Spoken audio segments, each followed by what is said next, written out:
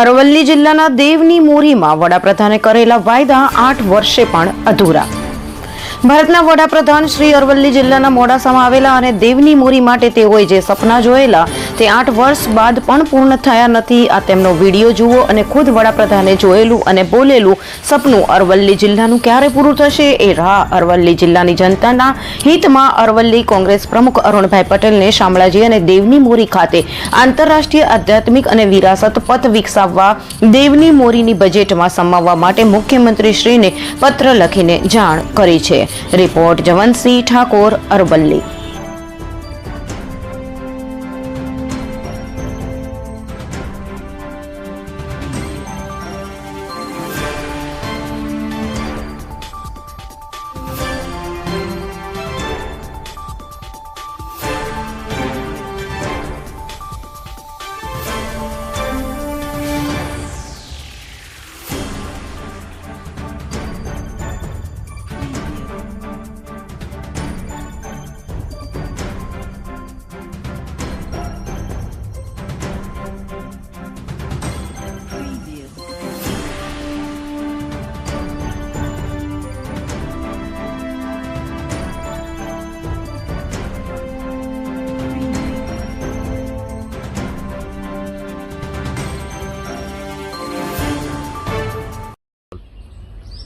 नमस्कार साथियों, आज बात करवी है अरवल्ली जिल्लानी।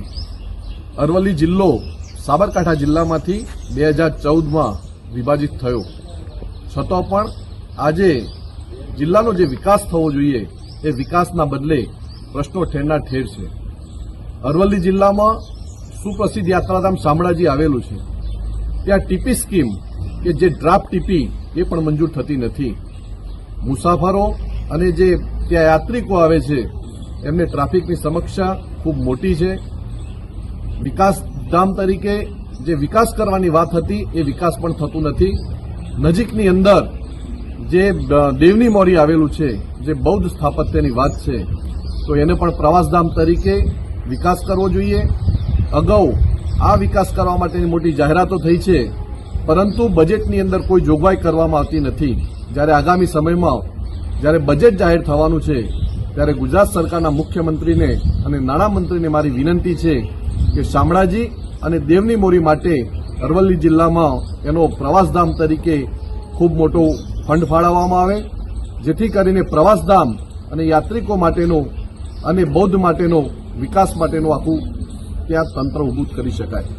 સાથે સાથે જિલ્લામાં સિંચાઈની સુવિધાની વાત કરીએ તો ભૂતકાળની અંદર કડાણા હાઈબેક કેનાલની વાત કરેલી, પરંતુ આ જિલ્લો એક પણ ઉદ્યોગો નથી કે જેના કારણે ત્યાં સારો રોજગારી મળી શકે, જેના કારણે ઉદ્યોગો પણ સ્થાપવાની જરૂરી છે। ત્યાં આગળ ફૂડ ઝોન તરીકે પણ આ બજેટમાં કંઈક જાહેરાત થાય એવી આ જિલ્લાના લોકોની અપેક્ષા છે। ખેતી અને પશુપાલન પર નિર્ભર આ જિલ્લાની અંદર સિંચાઈની સુવિધા પણ નથી। ભૂતકાળમાં કડાણા હાઈબેક કેનાલની વાતો થયેલી, પરંતુ એ પણ નથી થયું। ત્યારે અહીં જે નદીઓ આવેલી છે, મેશ્વો હોય, માજુમ હોય, આ બધી નદીઓ ઉપર સિરીઝ ચેકડેમો બનાવી અને સિંચાઈનો સ્તર ઊંચો આવે અને પાણીના સ્તર ઊંચા આવે અને સિંચાઈની સુવિધા મળે એ માટે સરકારે આ બજેટમાં પણ જોગવાઈ કરવી છે। કોંગ્રેસ સમિતિ દ્વારા અમે માગણી કરીએ છીએ કે આ જિલ્લાની અંદર જે વિકાસકીય પ્રશ્નો જે વર્ષોથી અટવાયેલા છે એ વિકાસકીય પ્રશ્નોનું બજેટની અંદર જોગવાઈ થાય અને આ જિલ્લો જે છેવાડાનો જિલ્લો છે એનો વિકાસ થાય એ માટે સરકારે પ્રયત્નો હાથ ધરવા જોઈએ। हम दिखाएंगे सच्चाई की खबर चैनल को लाइक कीजिए, सब्सक्राइब कीजिए और हमारे साथ जुड़े रहिए। हम दिखाएंगे आपको सच्चाई की खबर।